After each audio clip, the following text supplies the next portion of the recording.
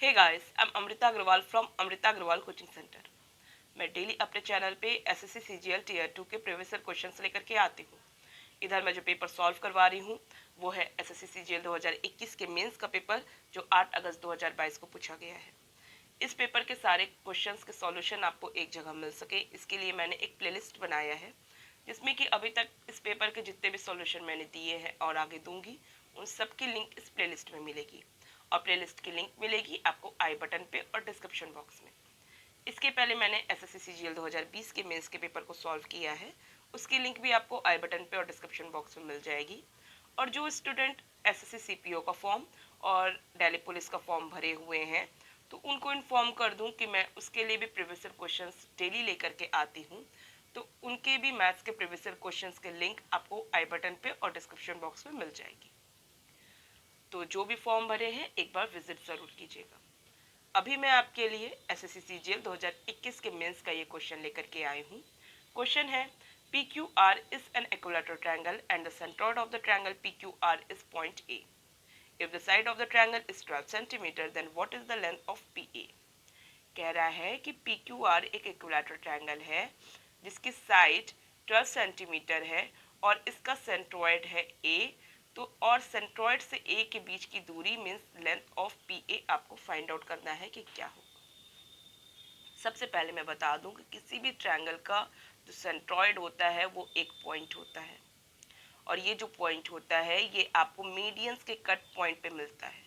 Means median जहाँ एक दूसरे को कट करेंगे वहीं पे आपको मिलेगा सेंट्रोइड, और एक ही पॉइंट से ये कट करते हैं। मीडियंस मीन्स वो लेंथ जो कि वर्टेक्स से होकर जाती है, सामने वाले साइड को दो इक्वल भाग में बांट देती है। ठीक, तो मीडियंस के कट पॉइंट पे तो मुझे सेंट्रोइड मिल गया। और ये जो सेंट्रोइड की खास बात ये होती है कि ये मीडियंस को 2:1 के भाग में बांट देती है। मीन्स अगर ये मीडियन की दूरी 6 सेंटीमीटर है तो ये यहाँ से यहाँ तक की दूरी 4 सेंटीमीटर, वर्टेक्स से सेंट्रोइड के बीच की दूरी 4 सेंटीमीटर, और सेंट्रोइड से इस साइड के बीच की दूरी 2 सेंटीमीटर हो जाएगी। अब बात आती है कि मुझे सेंट्रोइड से इस वर्टेक्स के बीच की दूरी फाइंड आउट करनी है, तो इसका मतलब 2/3 ऑफ मीडियन मुझे फाइंड आउट करना है। यही मुझे फाइंड आउट करना है। अब मीडियन मुझे मिलेगा कैसे? मीडियन की लेंथ अगर मुझे पता चल जाए तो मुझे 2/3 ऑफ मीडियन कर दूंगी, मुझे मेरी रिक्वायर्ड वैल्यू मीन्स पी ए की लेंथ मिल जाएगी। अब क्योंकि यहाँ पे बोला है कि ये ट्रायंगल इक्विलैटरल ट्रायंगल है, इस वजह से इसके तीनों साइड्स आपस में इक्वल होंगे। और इक्विलैटरल ट्रायंगल की खास बात ये होती है कि इसके जो मीडियन होते हैं वो होता है इसका परपेंडिकुलर भी। रीज़न ये है कि आपको अगर मैं इस मीडियन को ही लेके चलूँ तो ये दो इक्वल भाग में साइड को बांट दिया है, ये तो मीडियन की खास बात है कि ये साइड इसके इक्वल होगी। क्योंकि ये इक्विलैटरल ट्रायंगल है तो ये दोनों साइड्स आपस में इक्वल होंगे ही होंगे। अब क्योंकि ये दोनों साइड्स आपस में इक्वल हैं, ये साइड इसके इक्वल है और ये कॉमन साइड है, इसका मतलब ये दोनों ट्रायंगल्स कैसे हैं? कॉन्ग्रेंट हैं। कॉन्ग्रेंट हैं तो करस्पॉन्डिंग एंगल्स भी आपस में इक्वल होगा। मीन्स ये एंगल इसके इक्वल होगा, ये एंगल इसके इक्वल होगा, देन ये एंगल इसके इक्वल होगा। ये तो करेक्ट बात है कि ये सब 60-60 डिग्री के हैं, तो ये 30-30 डिग्री का हो जाएगा और ये 90-90 डिग्री का हो जाएगा। किसी को कोई डाउट नहीं होगी। मतलब ये जो मीडियन है ये परपेंडिकुलर भी है, इससे ये परपेंडिकुलर 90-90 डिग्री के हो गए, ये 30-30 डिग्री का हो गया। ठीक, और ये जो 60-60 डिग्री के तो है ही, और 60 डिग्री होने की वजह से हाफ हाफ होकर 30-30 डिग्री हो गए। किसी को कोई डाउट नहीं होगा। तो यहाँ पे मैं 2/3 ऑफ मीडियन के बजाय 2/3 ऑफ परपेंडिकुलर भी कहूँ तो वो वही लेंथ होगी जो कि पी ए है, क्योंकि ए पॉइंट परपेंडिकुलर पे भी बनेगा और वही 2/1 के भाग में बांट देगा, मीन्स 2/3 ऑफ परपेंडिकुलर। तो ये पी ए होगा। अब बात आती है कि अब ये परपेंडिकुलर मुझे फाइंड आउट करना होगा, उसका 2/3 पार्ट ही मेरा पी ए है। अब परपेंडिकुलर की लेंथ निकालना कोई मुश्किल नहीं है, क्योंकि आपको पता है परपेंडिकुलर है, इसका मतलब 90 डिग्री यहाँ बन रहा है। मीन्स पाइथागोरस थ्योरम अप्लाई किया, सिंपली मेरा वैल्यू फाइंड आउट हो गया।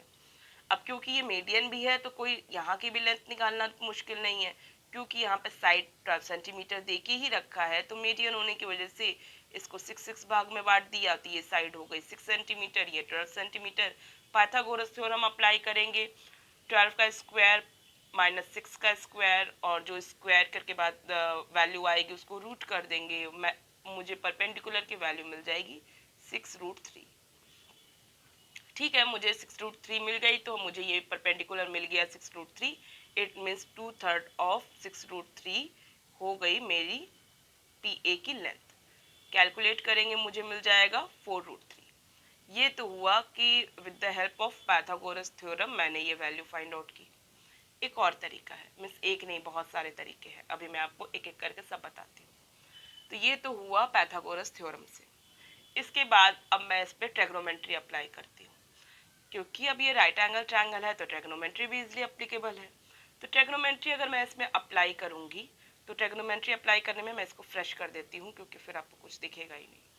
अगर मैं इसमें ट्रिग्नोमेट्री अप्लाई करूँ तो जाहिर सी बात है, ये 60 डिग्री है और ये राइट एंगल ट्रायंगल है। ठीक है, आपको ये लेंथ फाइंड आउट करनी है, जो कि 2/3 ऑफ परपेंडिकुलर है। तो परपेंडिकुलर फाइंड आउट करने के लिए अगर मैं ट्रिग्नोमेट्री अप्लाई करूँ, तो मैं क्या करूँगी, साइन 60 डिग्री की वैल्यू रखूँगी, क्योंकि ये 60 डिग्री है इक्विलैटरल ट्रायंगल होने की वजह से। Sine 60 degree is equal to हो जाएगा परपेंडिकुलर अपॉन हाइपोटेनस, जो कि हो जाएगा 12। ठीक, साइन 60 डिग्री की वैल्यू क्या होती है, √3/2। √3/2 is equal to perpendicular upon 12। It means यहाँ पे काटेंगे तो 6 आएगा, आपको मिल जाएगा परपेंडिकुलर की लेंथ 6√3 मिल जाएगी। अब परपेंडिकुलर 6√3 मिल गया, तो फिर आप इसको सॉल्व कर सकते हैं, आपको वही मिलेगा 4√3। तो आपने ट्रिग्नोमेट्री अप्लाई किया और इससे आप 2/3 करके भी इसकी लेंथ पी ए की फाइंड आउट कर ली। ये भी एक तरीका। देखिए, अगर आपको पी ए की लेंथ डायरेक्ट निकालनी है, तो आप क्या कर सकते हैं, इस ट्रायंगल को भी फोकस कर सकते हैं, जिससे कि आपको डायरेक्ट पी ए मिलेगा। जैसे कि अभी आप जान ही रहे हैं कि इसका जो मीडियन है वही परपेंडिकुलर है, तो इसका मतलब ये जो मीडियन गया है ये परपेंडिकुलर ही है, तो ये 90 डिग्री है। और आप ये भी जान रहे हैं कि ये जो इसके मीडियन है और जो परपेंडिकुलर ही है, इस तरीके से इसको जो ट्रायंगल्स फॉर्म हो रहा है वो कॉन्ग्रेंट फॉर्म हो रहा है। इसका मतलब ये दोनों एंगल्स 30-30 डिग्री के ही होंगे। तो ये एंगल 30 डिग्री का, ये 90 डिग्री और ये 60 डिग्री, इससे भी आप ईजिली ट्रिग्नोमेट्री अप्लाई कर सकते हैं। मान लीजिए मैं इस 30 डिग्री को फोकस कर रही हूँ और ये राइट एंगल ट्रायंगल है ही, तो मैं इसको फोकस करूँ तो यहाँ पे ये लेंथ, क्योंकि ये पूरी कंप्लीट लेंथ 12 है, तो ये लेंथ कितनी हो गई, 6 हो गई मीडियन होने की वजह से। ये लेंथ 6 सेंटीमीटर है और ये लेंथ हमको पी ए फाइंड आउट करना है।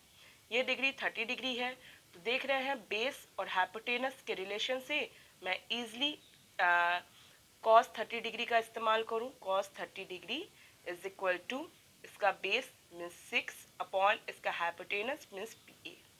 डायरेक्ट पी ए निकल सकता है कॉस 30 डिग्री से। और आपको पता भी होगा कि कॉस 30 डिग्री की जो वैल्यू होती है वो √3/2 होती है। ठीक, तो पी ए आपको क्या मिल गया, पी ए आपको मिल गया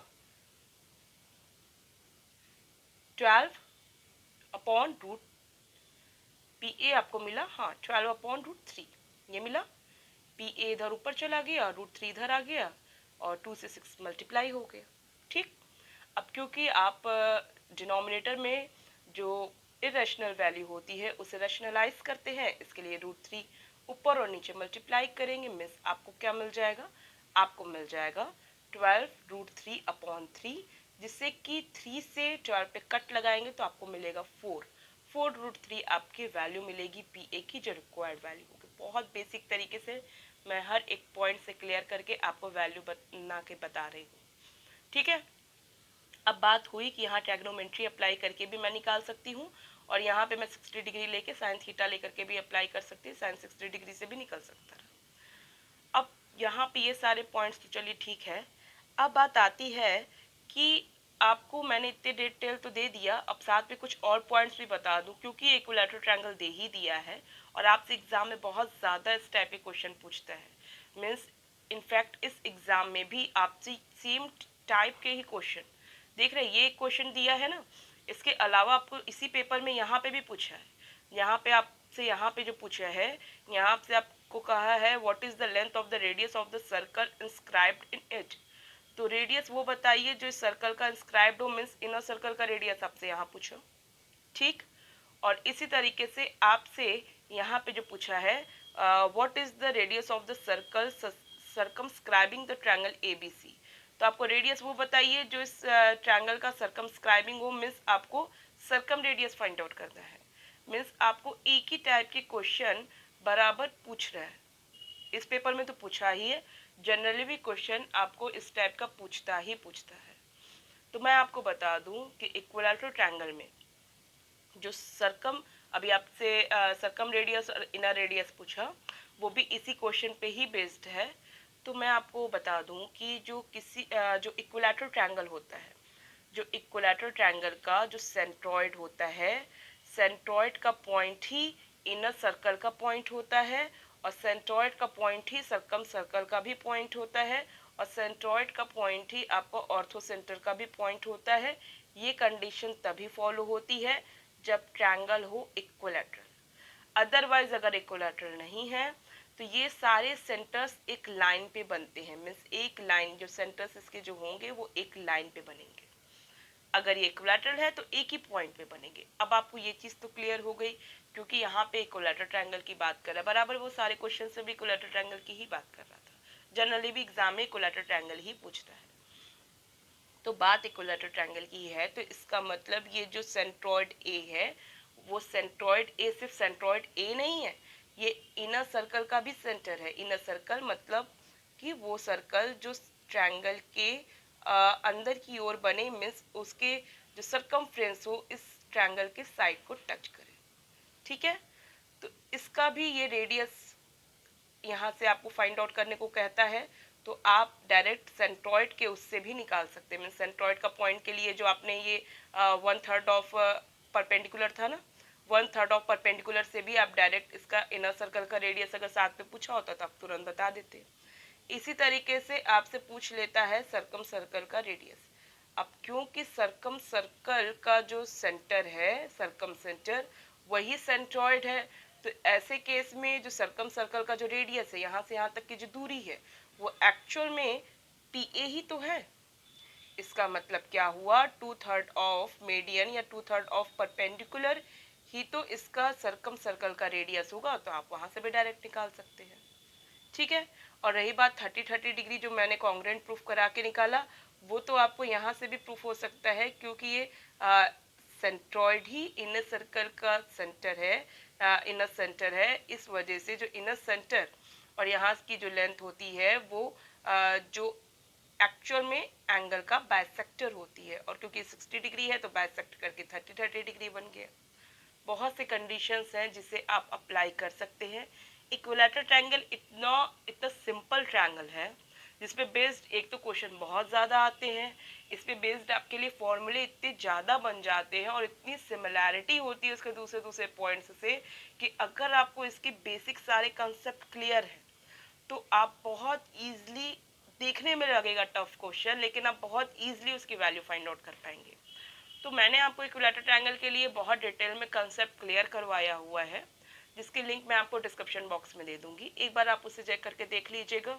और रही बात, अभी मैंने जो आपको बाकी दोनों क्वेश्चंस दिखाए, वैसे तो मैंने उसे सॉल्व करवाया हुआ है बहुत अच्छे से, लेकिन आप अपनी तरफ से खुद से सॉल्व करिए। अगर आपको कोई डाउट होता है तो उस वीडियो की हेल्प लीजिए, अदरवाइज फिर आप मुझसे पूछिए कि अगर आपको फिर भी कोई दिक्कत आती है तो मैं आपको क्लियर करूँगी।